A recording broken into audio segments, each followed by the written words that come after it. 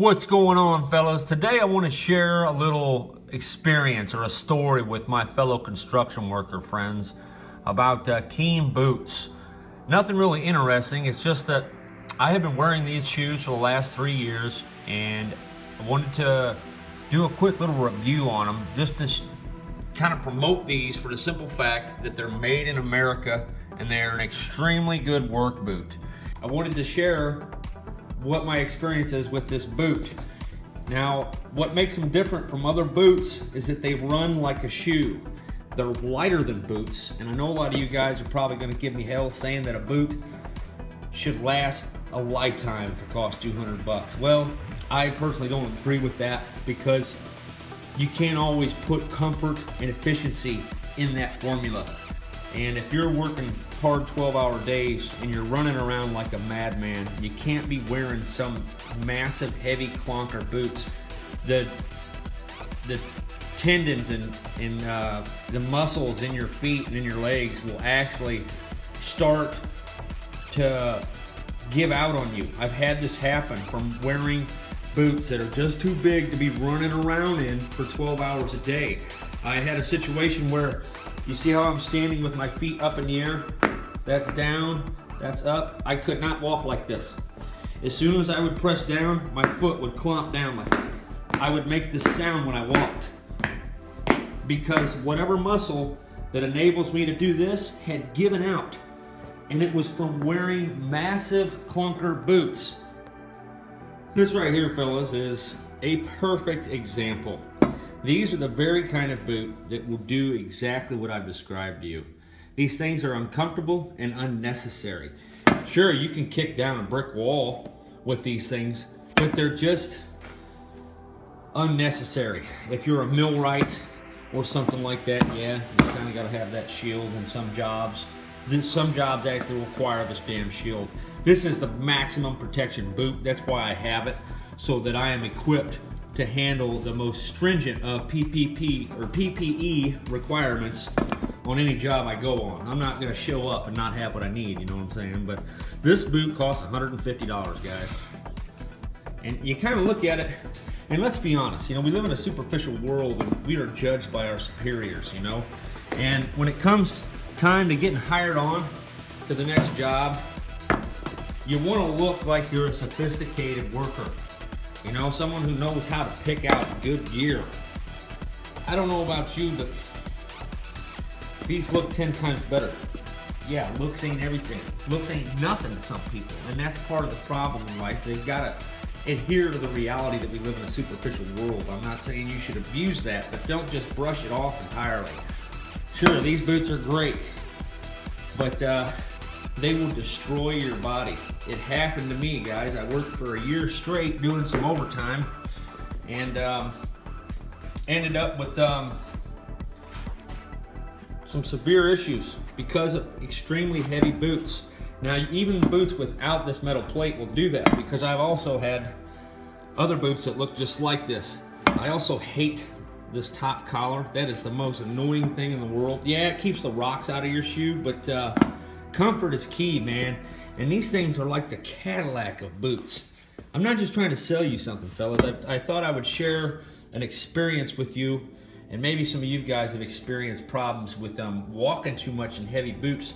Now I want you to take this boot and then add 5-10 pounds of mud on it. These here are not all that much lighter with the steel toe, but there's a huge difference. If you're a carpenter who's in commercial work and you know you're pulling in that good money, $5,600 a month, like a lot of us who are lucky, this is the type of gear you're going to want to run. I mean, if you buy these things in the store, you're looking at 200 bucks, but which is what I do like an idiot. I don't know why I didn't order them, but next time I'm going to do that. This is basically what they look like after a year of extremely heavy abuse. And the way I work, you can't expect a boot to last very long because I do a lot of scaffold work, a lot of climbing that puts a lot of wear and tear on boots. So I guess in conclusion of the whole story, guys, the main piece of wisdom to take away from this is that big, heavy boots like this can literally cause physical damage to your body. They wear you down, man. So that is why I switched to Keens. Now, I used to run Morels before I found the Keens. Then I discovered that, I don't know if this one still has a badge. American built right there, baby. Now here's the thing, guys, I'm gonna be honest with you. These boots are not 100% made in America, but at least they're doing something here. You know, they're kind of doing like DeWalt, maybe. This product is putting food on the table for someone who lives in my country. So I'm gonna shell out a couple extra bucks. Like I said, guys, if you're making over $5,000 a month and you're in the construction industry, you owe it to your people, man, to hook them up. I'm not just trying to promote these to make a dollar. Just in the habit of sharing some of the equipment that I use with a lot of my viewers, and I just enjoy the process of discovery. So at any rate, I'm shutting up, fellas, and I'm gonna leave a link in the description for my Amazon store and for these boots alone. There are hundreds of different brands of this particular boot, and they all just look awesome as far as I'm concerned. Well, some of them are kind of dorky, I guess. Look at that bad boy. You might like that. I mean, if that's your thing, you know. These right here are also a very super heavy duty boot. This is like the actual steel toe. They are waterproof, so that's good. I'm pretty sure they're steel toe. There's something in there that's hard to steal, and I walked through a metal detector today in my job interview, and these set it off. So there's definitely a lot of metal in there. I'm gonna cut one open anyway just to check it out. Let's see what we got going on here.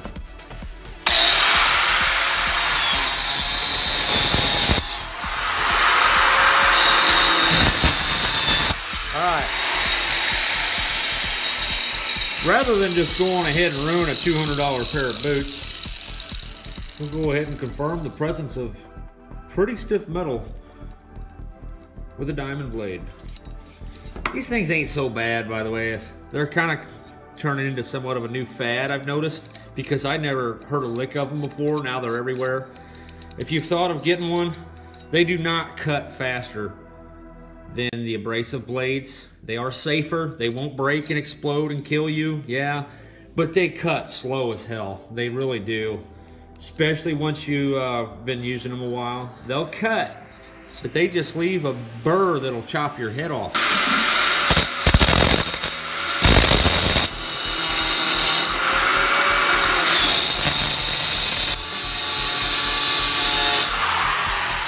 But yeah, I would never endorse a product that I don't use or don't think is worthy of my time, because I don't want to be looking like an idiot. Eventually, time's going to catch up with you when you do that kind of thing. I want people to trust my reviews, and I'm only going to give you solid information.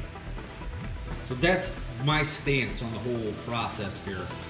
Not trying to just make a cheap buck by deceiving people. I want to make money by being honest and helping people out. There's a huge difference, and it is possible to pull that off. Thought I'd show you guys my badge of authority here. These are my two tool belts. This is what you look like when you come crawling out of a power plant. I do a lot of industrial scaffolding, and this is my framing rig. So, not just some salesman trying to lure someone in for a buck, fellas. I'm actually using this stuff on the rig. Yeah, well, you know about that right there. I see that all over the place too. I'm out there for my brothers. I leave it where I go also.